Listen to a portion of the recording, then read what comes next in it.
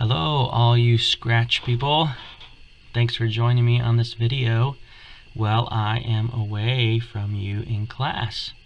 I miss you guys. I hope you guys are missing me and can get some coding done while I'm away. So I want to show you what we're going to build today. This is called a fireworks display simulator. So it works by clicking the flag, and then anywhere I click on the screen, a rocket's gonna shoot up from the ground and blow up a firework right where I click. It's pretty cool. It's pretty sweet. Let me show you. Boom! Whoa! Look at this. See the bang and the flash and the fireworks. They all expand and they spread out in a pretty cool random way. There's actually some color changing going on there. That's pretty cool. And even make these little streaks on the screen. Wow, that's awesome. Okay, you're gonna be able to build this today. It doesn't take very long. It's actually quite simple, but stick with me and I'll help you see it, how to do it. Okay, let's get going. Okay, the first step is going to be painting some sprites.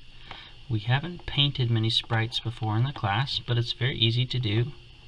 If you go over here to the Choose a Sprite window and click the Paint option, it will give you a blank canvas here that you can paint any type of sprite you want on. For this one, we're going to try and do the rocket. You can make the rocket any way you want. I'm going to do a yellowish rocket and make a square like this. And then maybe we'll make a little triangle up on top like this. And another smaller rectangle down here. It looks kind of like this. Something like this. You can make your rockets any way you want. It doesn't really matter. Let's draw some more lines like this across it. Kind of make it look like it's spinning or spiraling.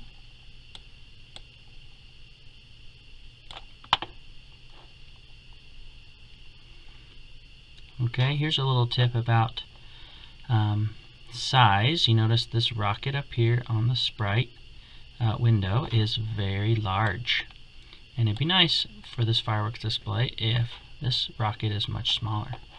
You can see up at the top left under the costumes, it actually gives you the overall size of the rocket. So it's 109 times 285. Those are pixels.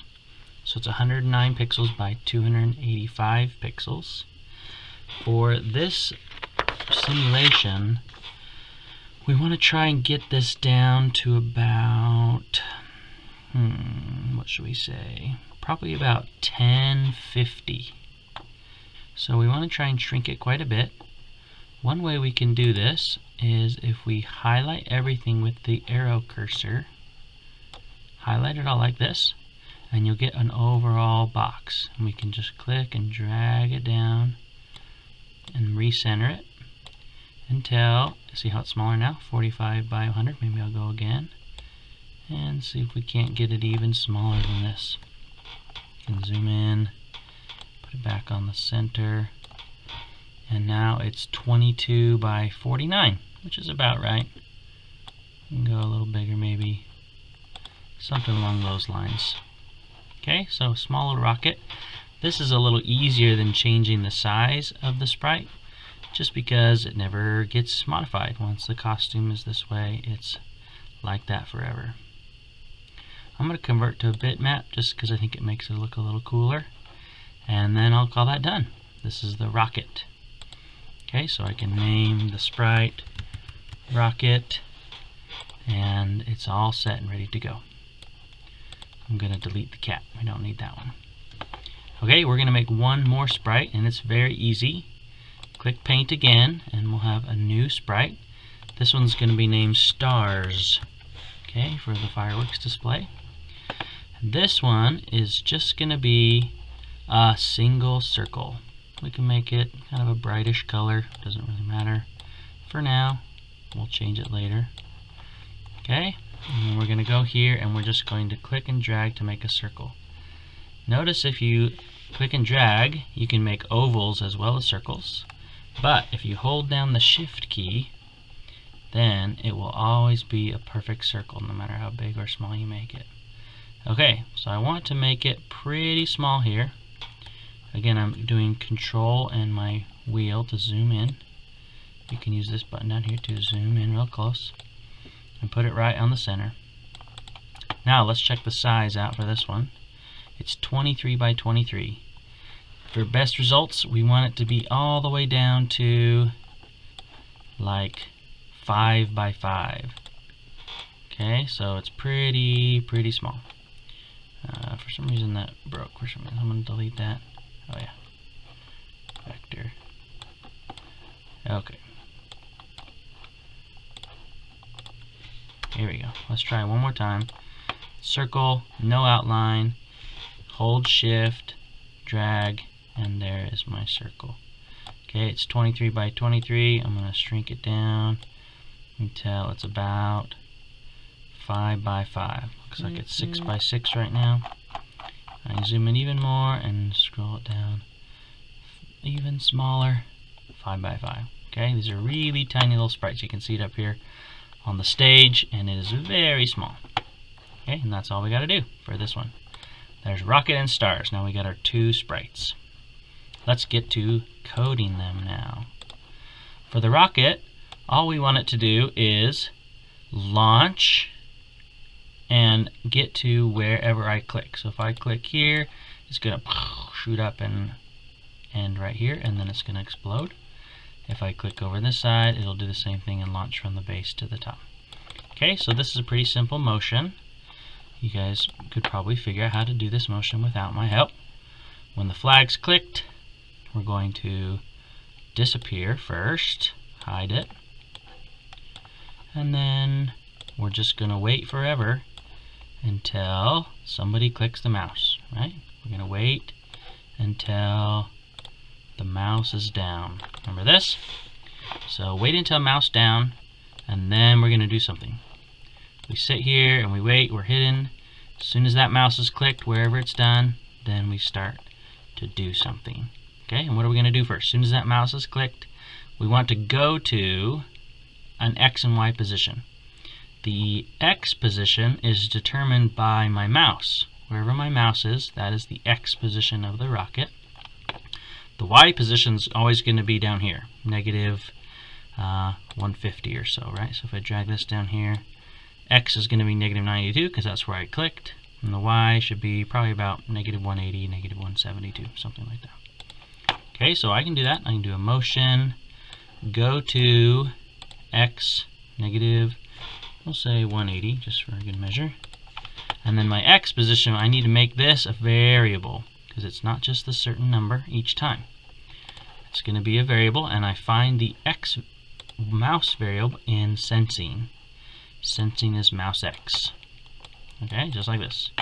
So when the flag's clicked, we probably need a show in there too, just to make sure it shows up. And we can test our code and find out if it works. Okay, so we run the flag, it's hidden, it's waiting until somebody clicks the mouse, and then it should show up right underneath my mouse. There it is, shows up right there. Moves over here, moves over here. Wherever I click, it shows up. The X is determined by my mouse, the Y is constant, we say. Okay? Alright, hopefully that's clear. Now, the next step is we want to move upward. So the easiest way is probably just to do a glide. Glide for 1 second. The X is going to stay the same, right? The X is still based on my mouse. And the Y is going to be where my mouse Y was, right? See how this works? So I go to mouse X, negative 180, and then I'm going to glide up for 1 second to where my mouse actually was. to the mouse X, and to the mouse Y. These are the X and Y coordinates of my mouse. Okay, let's test it out, see if this works. Wow, there we go. It zooms all the way up. Wherever I click, I'm going to try not to move my mouse. You can see that it goes exactly there and stops. Right where my mouse X and mouse Y is. Okay. And even if I move my mouse, it's going to go exactly where it was when I clicked. Okay, that's pretty cool. We're there. Now, let's see. The rocket disappears because the rocket's going to explode. So we want to disappear again, I think. Looks, hide. Right.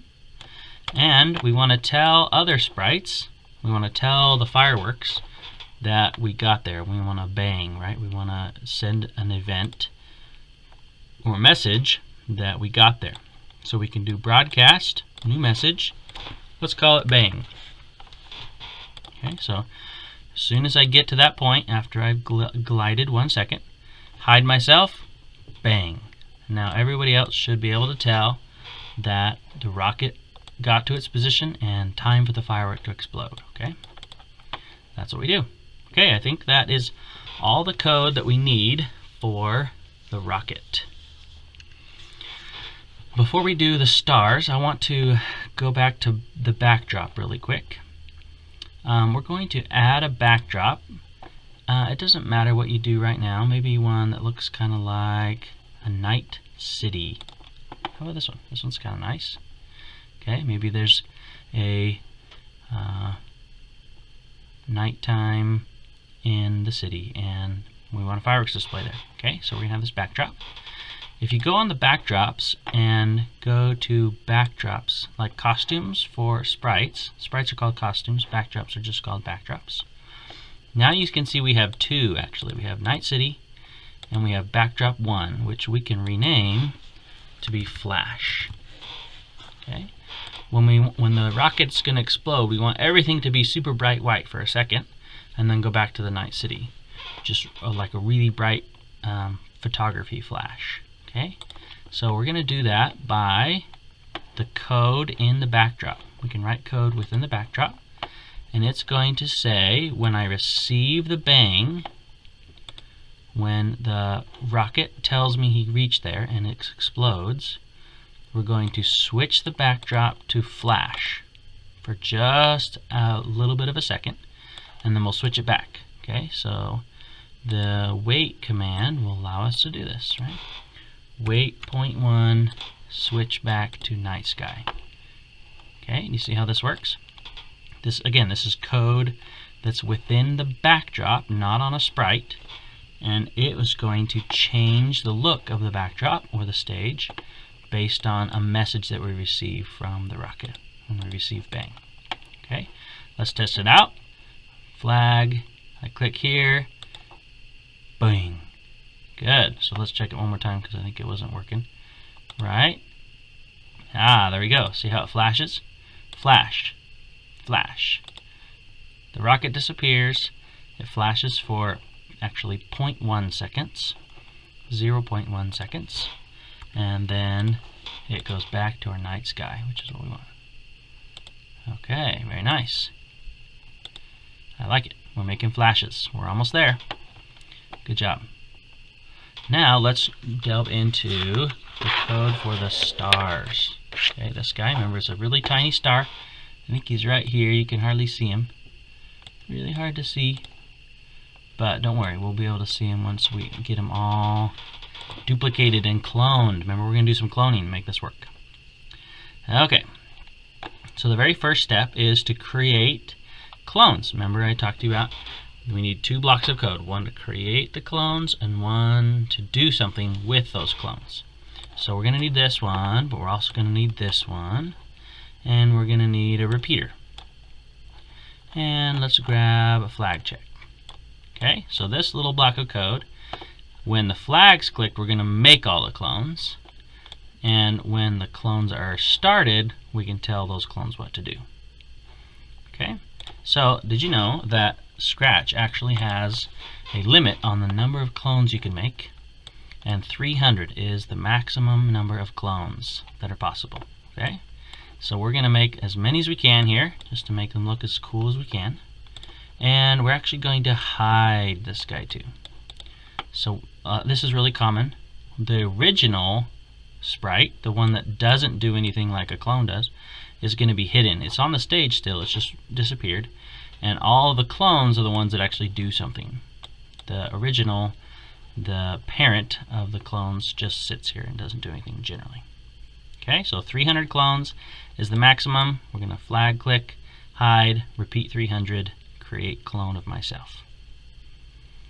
Okay, now actually we're not going to use this when I start a clone. Usually we do this when I start as a clone, but in this case we don't want anything to happen immediately after this clones get created. We're going to let them all just sit there hidden on the screen until what?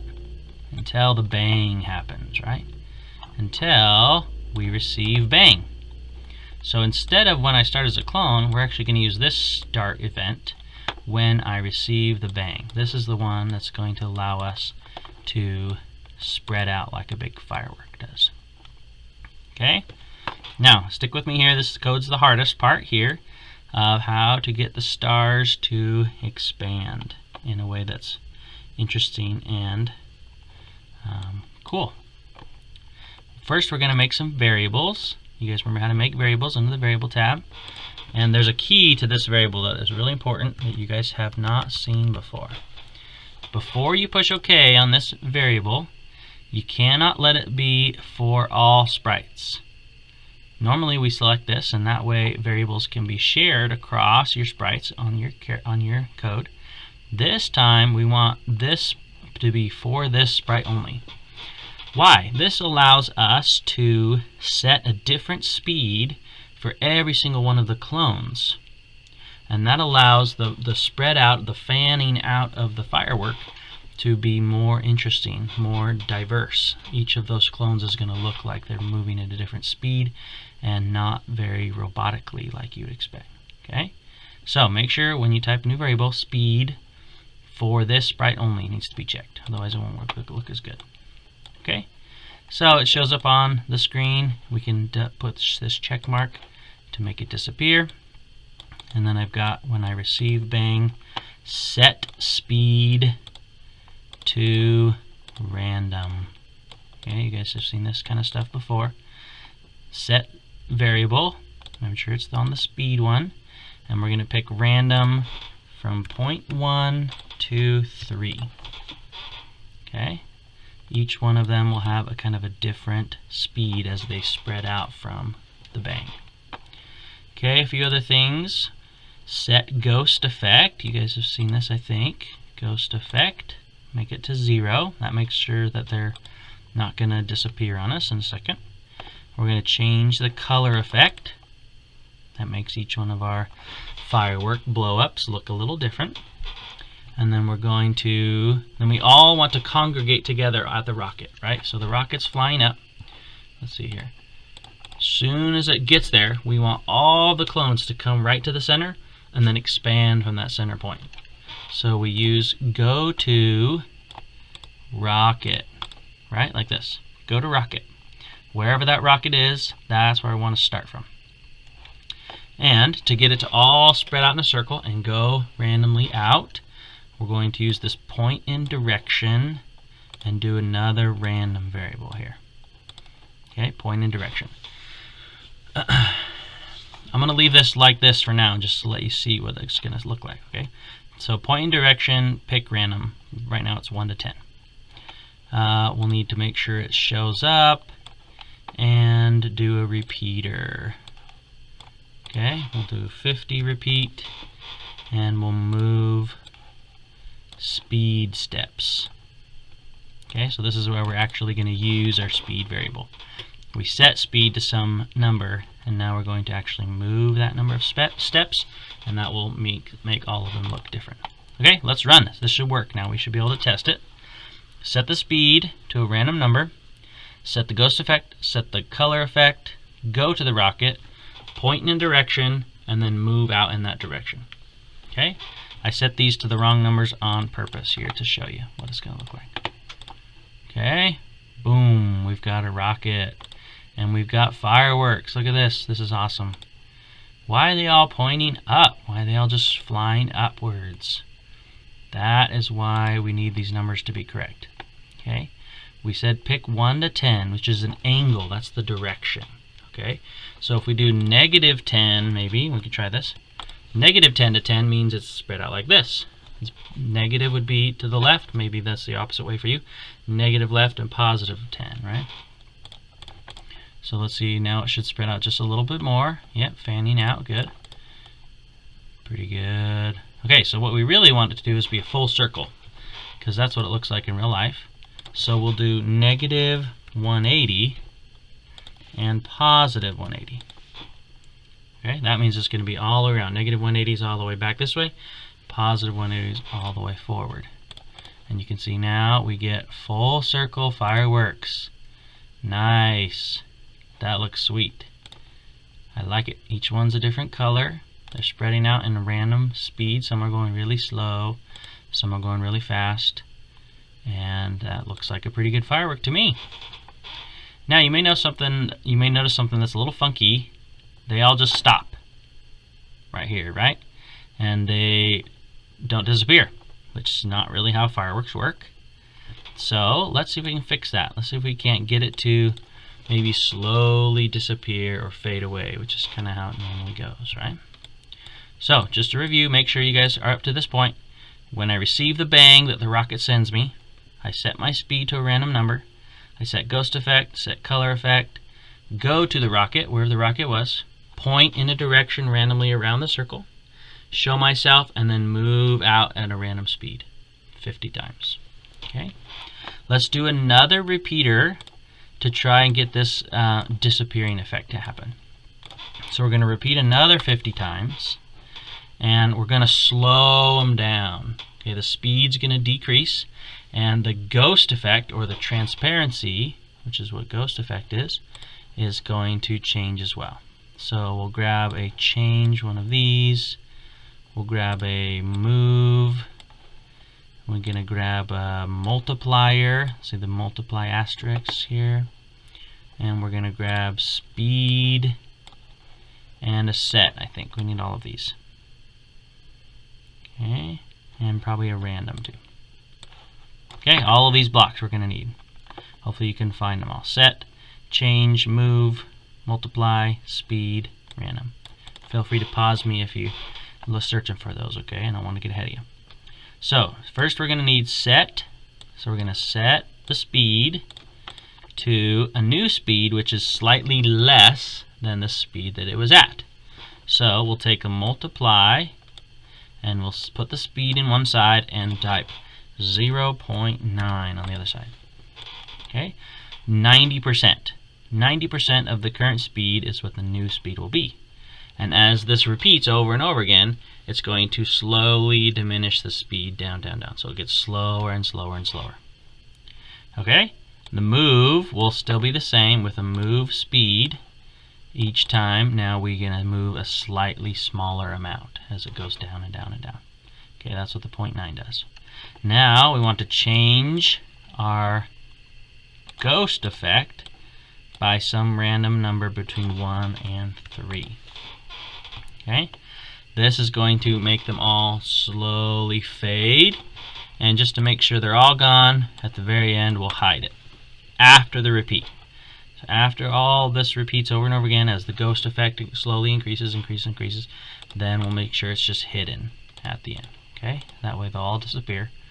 Now you can see it spreads out and slowly slows. See how they slow down at the end? And they disappear. They fade away. That's what we want. Boom, speed, disappear. Boom, slow down, disappear. Okay? Pretty exciting. This is cool. You guys are making some cool fireworks displays here. I like them. Very cool. I like the flash too. The flash really makes it good. Boom. Okay, very good. Hopefully you're able to follow along with this. Please pause, grab a screen capture or whatever of the code, and see if you can't replicate this example. This is a really fun one. We've done a lot of games that are interactive and follow key presses and mouses. Sometimes it's fun to just make cool artwork, cool simulations that do neat things. Okay? Please feel free to remember any questions you have about this, and I'll try and answer them when I come back to class. Now we're going to make this a little fancier. These are kind of extra credit things that we're doing the rest of the time here. This is a complete working code right now, the way it is. It's making fireworks, they're fading away, it looks pretty realistic. We're going to do a couple things now that are, like I said, kind of extra credit, kind of a little bit more advanced to make this even cooler, even more realistic, with some trails and some gravity and some other things that are more advanced. So if you're not feeling up for that, just focus on this simple version, and this is totally acceptable and valuable for you to learn, okay? But if you're feeling ambitious today and want to do some more extracurricular, extra credit stuff here, stick with me and I'll help you, okay? Alright, first of all, we're going to, what should we do? Let's add some gravity, okay? Gravity's kind of interesting. We're going to use what's called a timer to change our gravity. So there's built into Scratch is the ability to start a timer at 0 and have it just increase with time. And probably I can show you this a little bit. If I go to Sensing and click this check mark next to the timer, you can see that it's actually running all the way up with seconds and milliseconds from when I started, when I clicked the flag. So if I stop and re-click, it sets it back to 0. See that? So this is actually pretty useful. A lot of times we want to know how long it has been since the project was started. And this is how you use it, right? We're going to set this timer and it's going to reset every time I click the flag. More interesting would be, can I reset it inside the code? And yes, you can. This little reset timer block here is going to allow us to know how long has this firework been flying. Okay?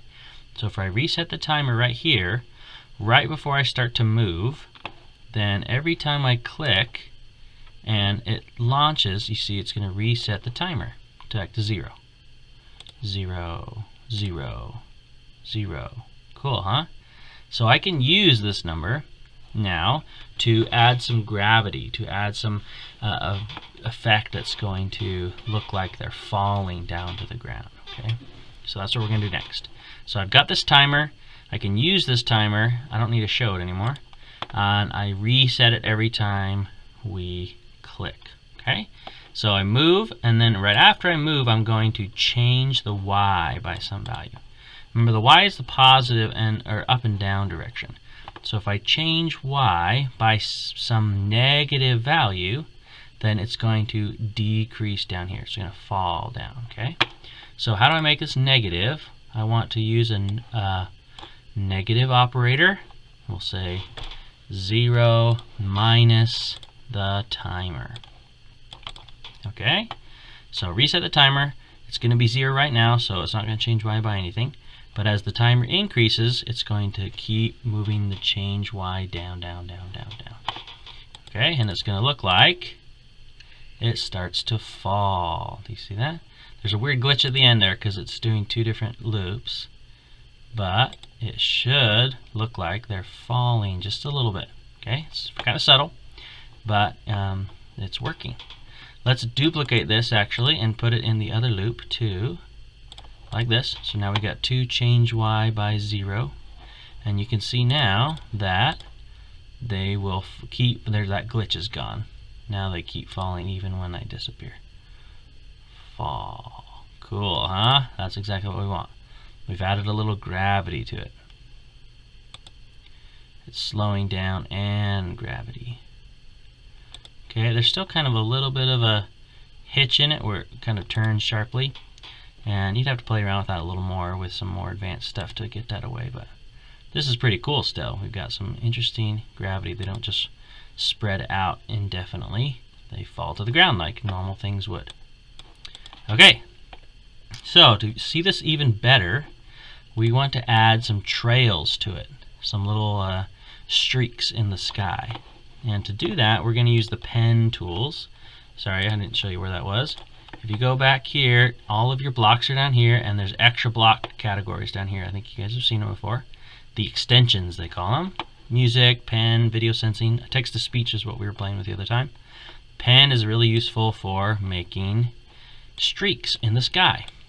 Okay, so we want to use pen up and pen down to tell it when to draw, and we'll set the color and maybe some other things here, and erase too probably we'll use.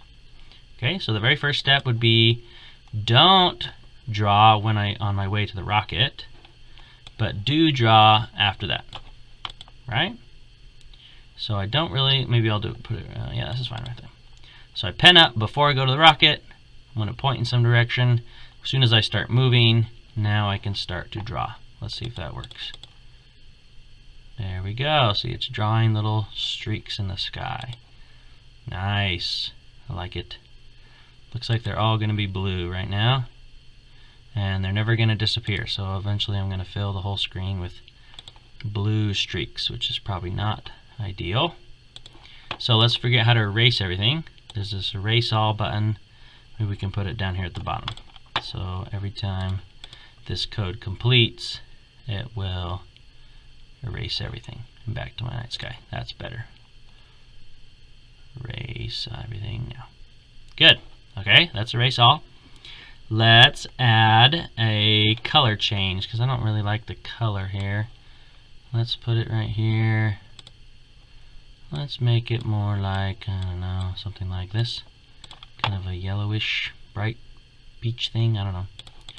And yeah, that's cool. That looks pretty good. Now you can see the trails really good. See how they kind of curve down and then fall? That's pretty neat. That's some nice gravity.